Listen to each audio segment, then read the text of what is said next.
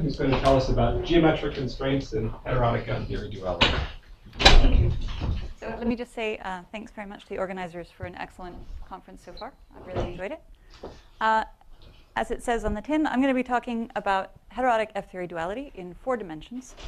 This is a very old story with a lot of very rich things that are known.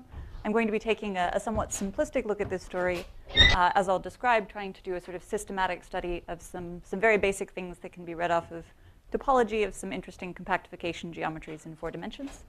This is work that is hopefully to appear within the next week or so, done in collaboration with Waddy Taylor at MIT. So the motivation for this was a pretty simple one. Waddy Taylor at MIT was recently interested in 6-dimensional compactifications of F-theory.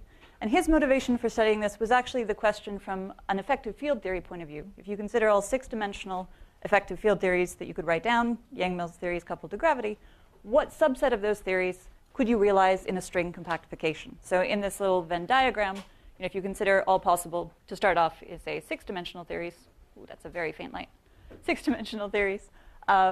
Which ones can come from string theory? And moreover, if you have some particular features in mind, which ones could you characterize from string geometry, certain features that might be of interest?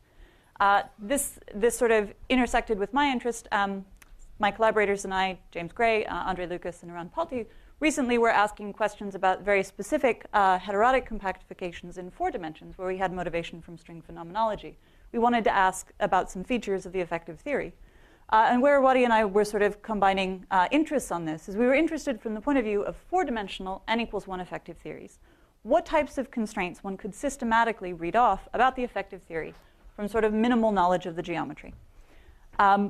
So we're interested in n=1 theories in 4 dimensions. And what we wanted to do was specifically look at regions, types of string geometries, which consist of heterotic F-theory dual pairs, and try and use as much information as possible about the effective theories from these types of dimensional reductions to try and understand how the topology of the compactification geometry constrains the effective theory, what you could read off in a systematic way, and try and find a better toolkit, essentially, for seeing if you want to aim for specific 4D theories, which geometries do you have to pick?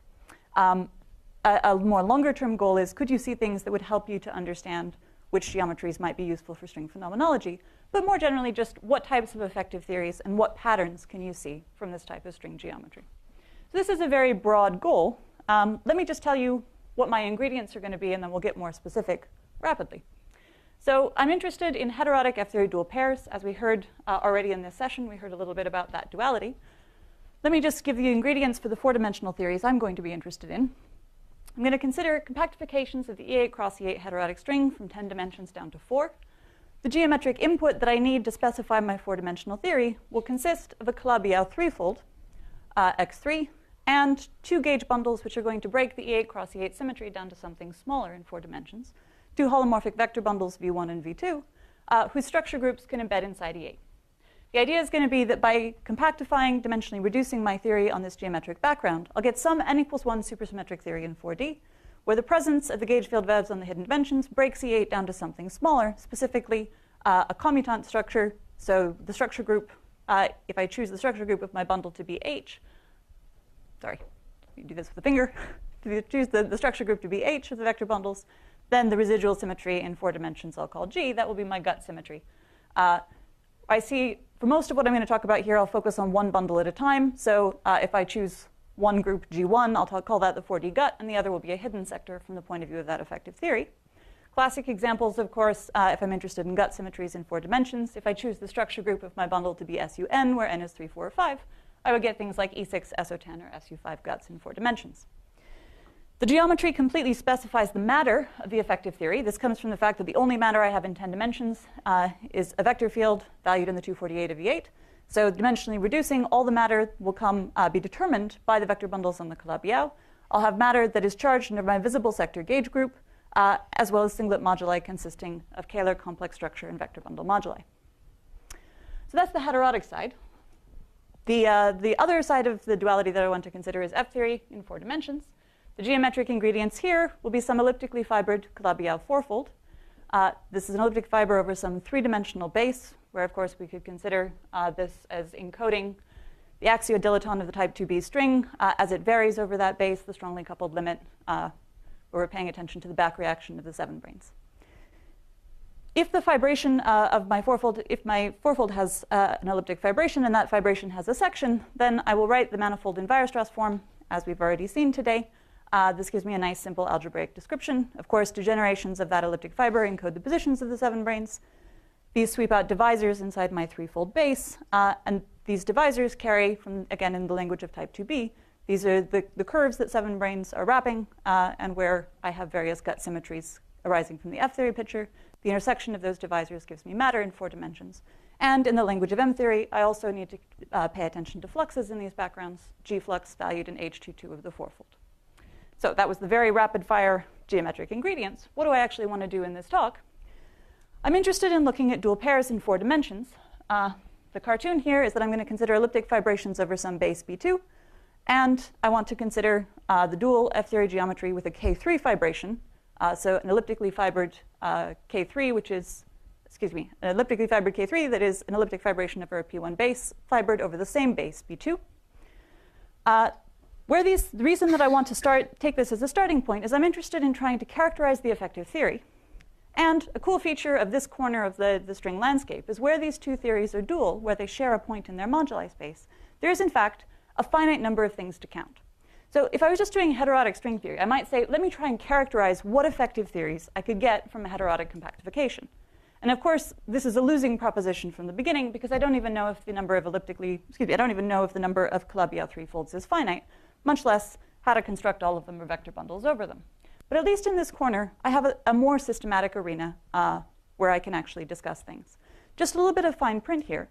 I'm deliberately going to not tell you all the details of the duality, as we saw a little bit of in an earlier talk this afternoon. In order to make the duality between these theories in 4 dimensions, there's very beautiful and explicit maps, spectral cameral covers, C-map, stable degeneration limits, building on lots of work by Ron Donaghy, Friedman, Morgan, Witten, etc. I'm going to try and not use that explicitly in much of what I have to say, though I'll have various implications that will tie back to the standard formulations of the duality. I want to study the effective theories and see what I can match in a construction-independent way as much as possible. But let's go back to why this is an interesting corner to start counting things. First off, we know that starting on the heterotic side of the duality, the number of elliptically fibered Calabi-Yau threefolds is finite, and there we're off on a good footing. It is also, this is not a rigorous statement, but it is known that in some sense, in what we know about Calabi-Yaus thus far, the Calabi-Yau, elliptically fibered Calabi-Yau threefolds are extremal in known data sets. So here is the Kreutzer-Skarke data set of Calabi-Yau threefolds constructed in toric varieties as hypersurfaces. It's known that the extremal bands of this diagram all consist of elliptically fibered manifolds. There's also been recent exploratory work using toric constructions and CFT techniques that show that the Hodge numbers that you get for these threefolds may be, this is again not rigorous, but may be extremal in what we would expect for Calabi-Yau threefolds. So the elliptically fibered guys may be a nice test for structure that we might expect to see for threefolds. It's also known that the number, well, we can start with these threefolds. You can ask, what about the number of vector bundles over them? Specifically, what I mean by number of vector bundles is I want to understand as much as possible about the moduli space of slope-stable holomorphic sheaves over Calabi-Yau threefolds, where I have fixed a polarization with which I'm defining stability and a complete set of topological data for the bundle. Thank you. I keep optimistically shining that light as if it's going to get better. So complete Chern class of the vector bundle over the manifold. I want to understand, just like I understand something for a given fixed topology about the moduli space of some threefold, I'd like to understand what is the structure of the moduli space of vector bundles, how many components does it have, its dimension, and lots of interesting things that we've heard about this conference so far. For example, higher rank Donaldson-Thomas invariance over Calabi-Yau threefolds. So again, why is this an interesting set to start with? If I have elliptically fibered manifolds, I'm interested in vector bundles over them. Let me say what I want for a heterotic string compactification. For fixed topology, I know that I have algebricity of the family. I expect that the moduli space of stable sheaves has only finitely many components.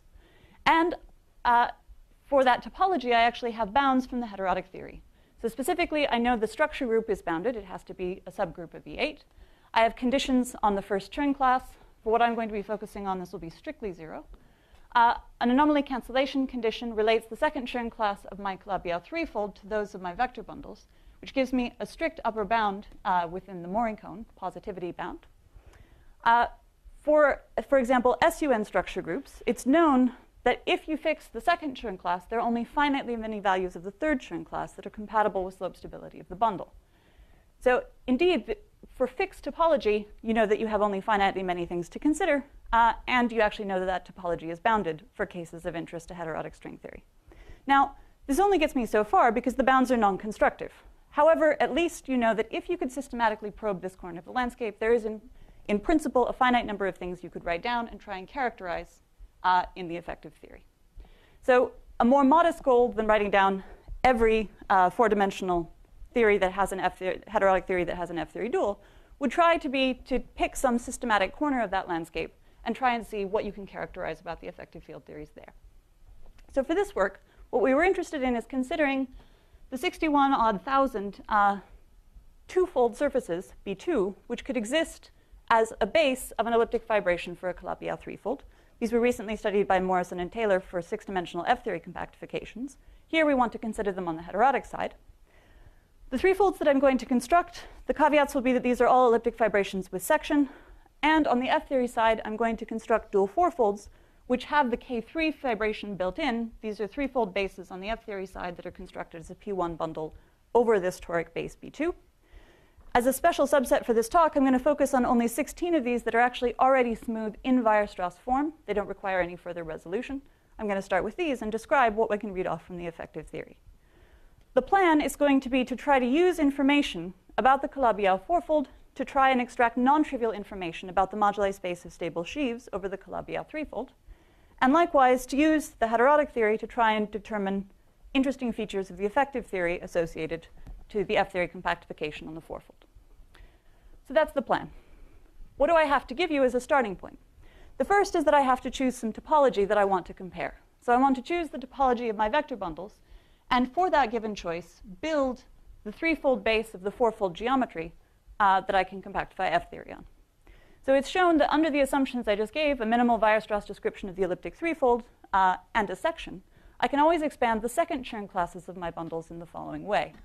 I can describe this as a 1-1 form eta pulled back from my base B2, wedged together with the dual of the zero section. This is a 1-1 form corresponding to the zero section of my threefold, plus some 2-2 form over the base.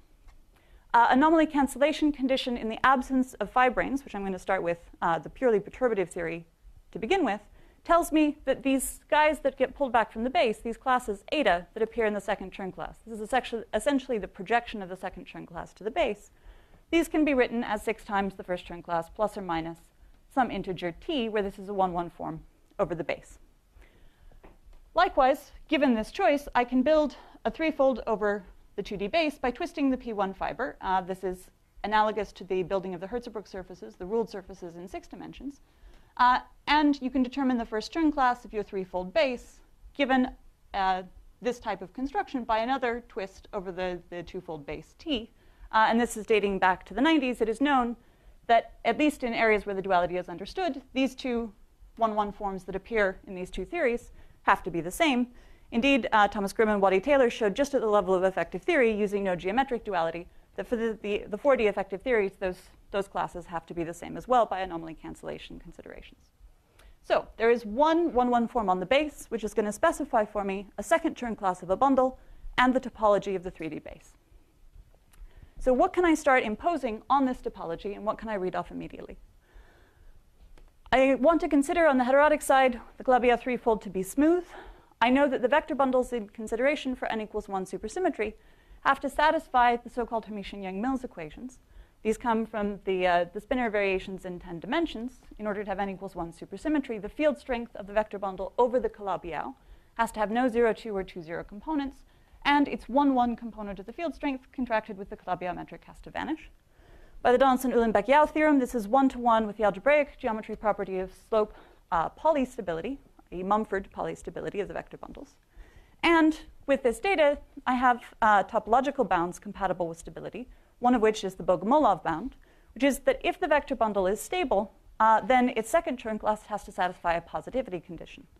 In the class of geometries under consideration, this can be shown to be equivalent to the fact that the class eta, which I just pulled back from the base, has to correspond to an effective curve in class in the base B2. So this is supersymmetry in F theory. What is supersymmetry in, this is supersymmetry in the heterotic theory. What's happening in F theory? For supersymmetry in F theory, by taking an M theory limit, I can show that n equals 1 supersymmetry is that the fourfold can be resolved into a smooth Calabi-Yau fourfold, which is the condition for M theory to have n equals 1 in one dimension lower. In order to have my singular Calabi-Yau fourfold be resolved into a smooth one, I can put in the Weierstrass equation conditions on the vanishing degrees of f and g and the discriminant locus delta, such that these things are of degree less than equal to 4, 6, 12 on every divisor in B3. If this happens over divisors inside the base, if I exceed these dimensions, then this manifold is actually too singular to be resolved as a Calabi-Yau fourfold. And likewise, I have conditions on the curve. If you ask for the type of B3 that I've just built, what are the conditions on these twists, T, defining my data eta on the heterotic side, you find that exactly the same condition has appeared in the F theory geometry, namely that eta has to be an effective curve class within the base. So far so good. This is pretty easy. I know that I'm interested in effective curve classes that determine a part of the topology of my bundle. These are pulled back from the base B2. What could you hope to learn about the effective theory from such a sparse bit of topological data? So just to start off simply, one thing that you could hope to learn is something about what the generic symmetries in 4 dimensions of these theories would be. So just as an example, let's take a very simple toric 2-dimensional base, namely F2, the Hertz-Brook surface.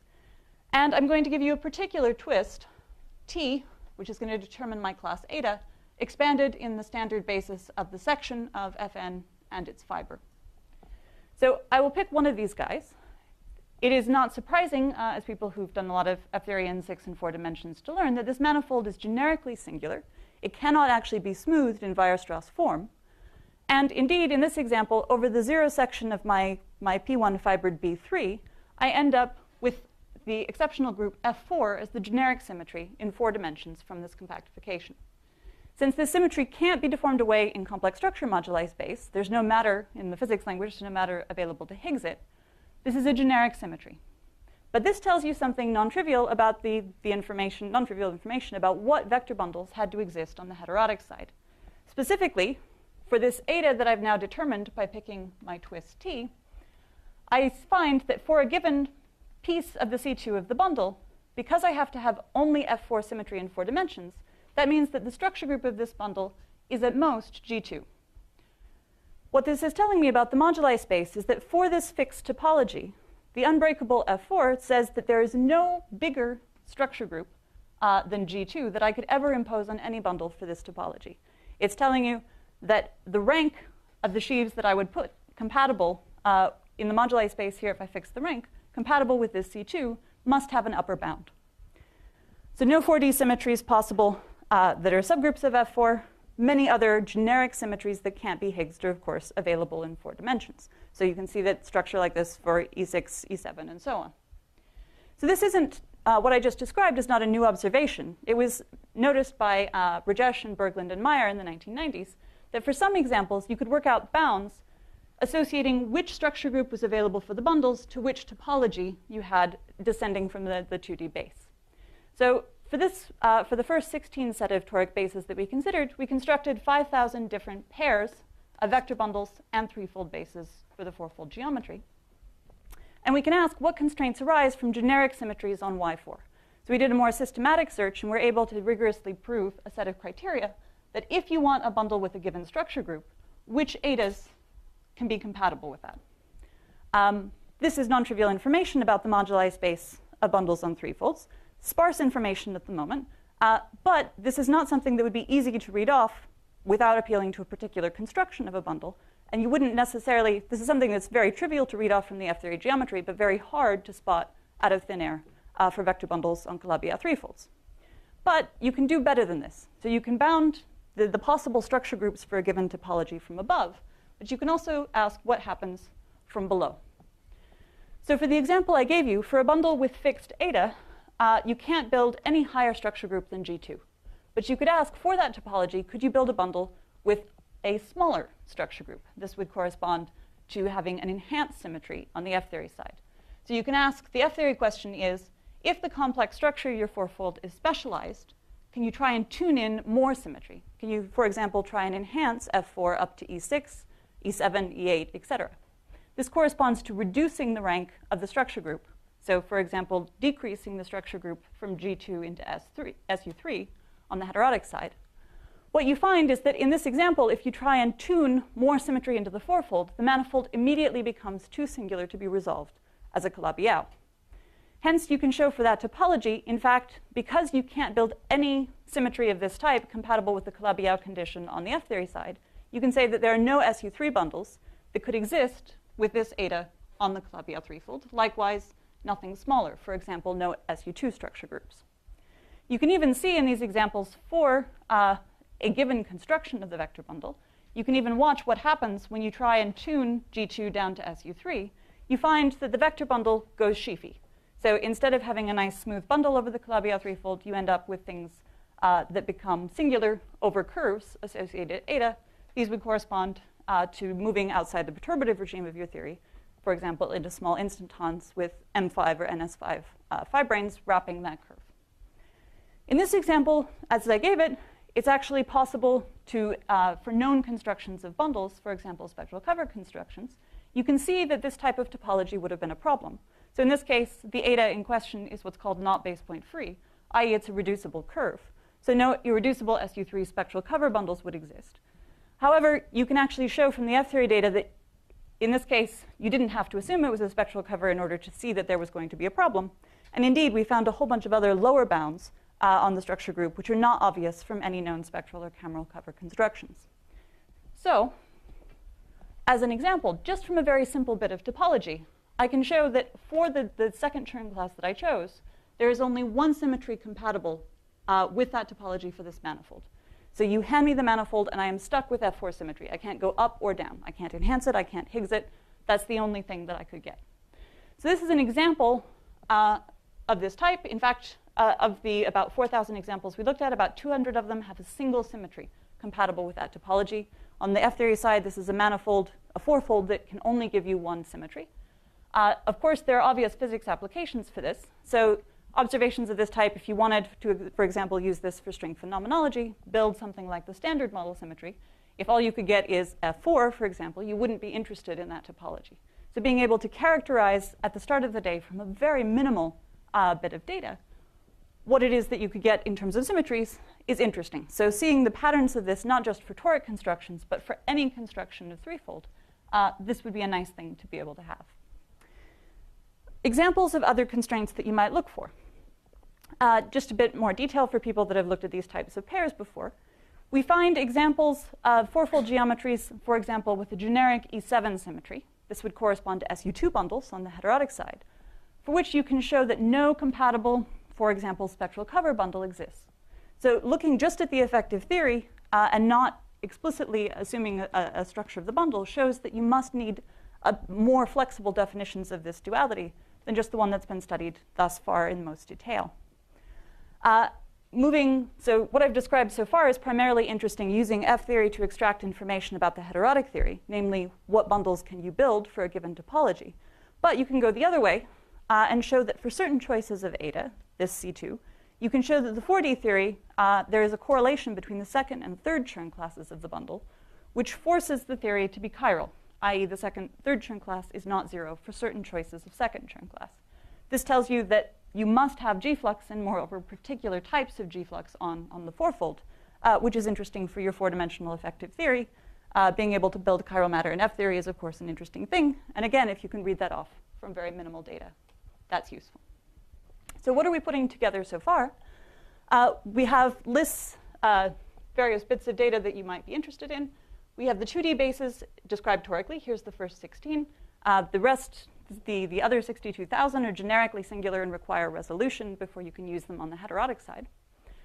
We can classify at the moment the generic symmetries that are allowed, as well as the lower bounds. Here, these NBs represent lower bounds in the moduli space where you'll be fixed to exactly one symmetry.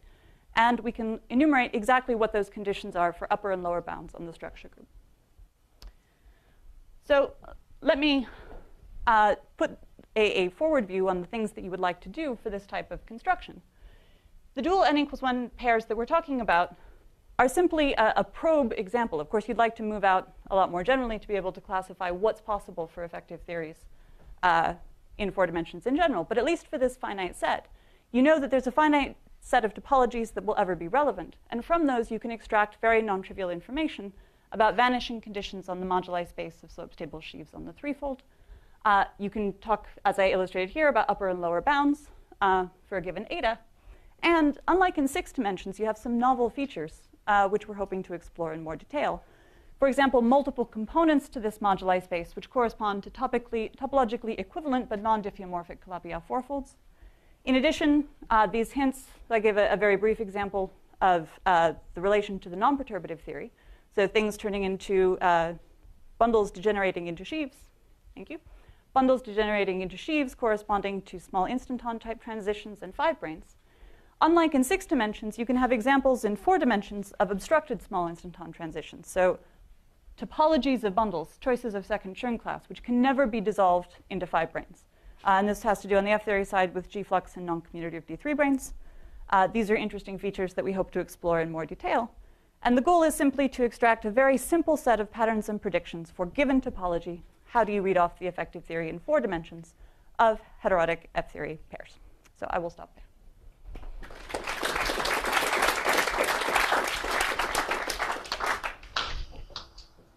Questions for Lara?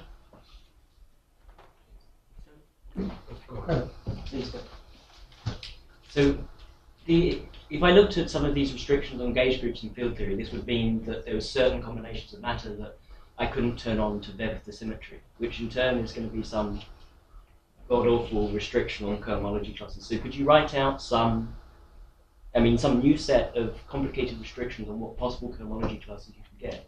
So in some cases, at the moment, the best we've got is constraints on the chiral index. So I can give you examples where there's no vector-like pairs available for the matter and where you must have chiral matter be non-trivial.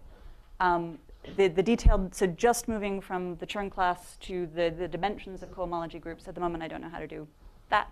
But yeah, for the upper bounds, this is just matter and whether it's there to Higgs it. For the lower bounds, it's a little bit more subtle because that unhiggsing process is not quite so easy to see from the field theory. You said that you had examples with E7 that are incompatible with spectral covers. Yes. Can you say what that means? Yes, thank you. So I deliberately, because this is a 20-minute talk, I didn't want to get into the details of the spectral cover construction here. But what's failing is actually the quantization condition. So you can show that there are conditions, compatibility conditions, such that your line bundle or rank 1 sheaf on your spectral cover is an integral class in H11 of your spectral curve or surface. So you can show that for certain etas, no integral classes seem to exist for these etas where you would write down natural rank 1 sheaves over them. This is a question in my mind, is there some more general eta? This normally in the F-theory, heterotic F-theory dictionary, the line bundle being an integral class in H11 of your spectral cover is dual to the G-flux being quantized. Your C2 over 2 being an element of H22 integer on Y4. So one question you would have is, are these actually legitimate fourfolds? Am I somehow canonically violating the quantization condition on the F-theory side, or is there a more general way of satisfying it? For example, bundles that can't be written as spectral covers, which exist subject to where you're stable in the Kähler-Kohn. But this is something, so we have examples that do not seem to work under the standard construction. It may be that you can generalize it slightly and get around things. These are bundles that are not semi-stable in the generic elliptic curve. Exactly. So a la Friedman-Morgan-Witten, if you want to say you've got everything as say an SUN spectral cover, you need semi-stable in the generic curve and regular on the curve, i.e. these things have a certain decomposition. So I suspect one of those is failing. So we of course know that another nice way to get gauge symmetries is to walk away from large radius and go to some stringy point. Right? Yes. And since you have these nice examples in hand, have you thought about finding some nice stringy enhanced symmetries and then in trying to interpret them on the F-theory side? We have indeed. So I deliberately talked only about the smooth cases here. Of these 62,000 toric bases, generically these things are singular. And from the point of view of the F-theory geometry, the F-theory doesn't necessarily care. You can work out what the symmetries are, you can bound it, you can constrain. You're in potentially a gray area in that you're not necessarily at large volume and you're not necessarily in a nice CFT description either. So what you would actually trust and compute on the heterotic side becomes more of a question, but you can certainly read off bounds exactly as I did here for what, in principle, what singular manifolds could give you what symmetries. You can work out a set of constraints entirely analogous.